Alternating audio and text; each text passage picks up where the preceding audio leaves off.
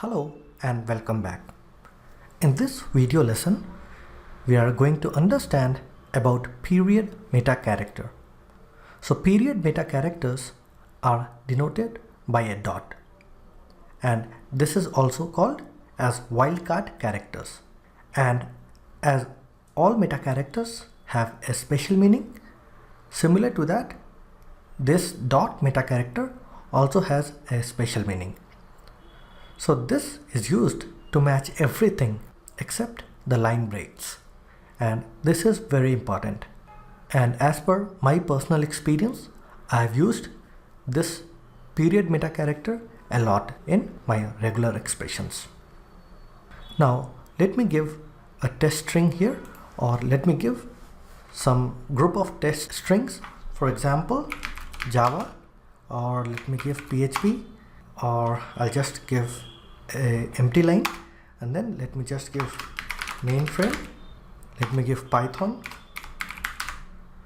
for example let me give Perl, and I'll give two empty lines, and I'll just give Ruby, and let me give a space here, and I'll just give JavaScript, and I'll just give a tab here, and I'll give HTML. Okay, and suppose if I just give a dot here, you see that if I just give dot, it has matched everything apart from these new lines. So here we have a new line, and again this is a line, so it has not matched everything, and apart from that it has matched everything. So here if you see, it has even matched this space. Okay, so before J I have a space, and it has even matched this space as well. Similarly, if I just give a tab here, and you see that before HTML I have given a tab by just pressing tab in my keyboard, and this has matched that tab as well. Now what exactly is new line? Now suppose we have some more words. For example, if I just give here A, and here if I just give cat, you see that it has matched this A also, since this is single character, so it has matched, and this is having three characters C, A and T, and it has matched this as well. Now suppose I want to only match A and I don't want to match CAT, cat, then what I can do is I can just give a boundary here. So if I just give \b and here \b, then you see that it has matched only a single character, right? So here it has matched only A, and this A is separated by a word boundary. So previous to that, it has started after a new line, and again after this A we have a new line, right? So this has matched only this A. Instead of matching the CAT, it has matched only this A. Now what exactly is new line character? So new line character is represented by a \n. So please note that it is used to represent the end of line, or you can simply think of this as a line break. So for example, if I just give here \n, and if I just give capital M, so you see that it has given this match, right? So this is my new line, and I have just given a \n and M. So first it will be new line and then followed by M. Now suppose I want to match this from this new line. So what I'll do is I'll just give \n from here, and again I'll give \n, and let's give R. So I'll just give capital R. So you see that this is one new line, and again we have this new line here, and next it starts with R. So it has captured this. Now in the same way, we can even give a space after this new line and capture that as well. For example, if you see here, first let me just delete this, and we know that before this J we have this space, right? So if I just give a \n, and I'll just give a \s. So basically \s is white space, and we will discuss about this \s in detail once we move further in predefined character classes. So at this point, please note that if you just give \s, it will select white space as well. So first it has selected this new line and then followed by this space, right?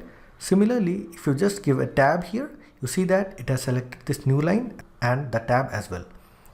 So if I just remove this \s, you see that it has not selected anything, because you have to give a reference point along with this \n. So if you want to capture this \n, you have to give \, and then you have to give m.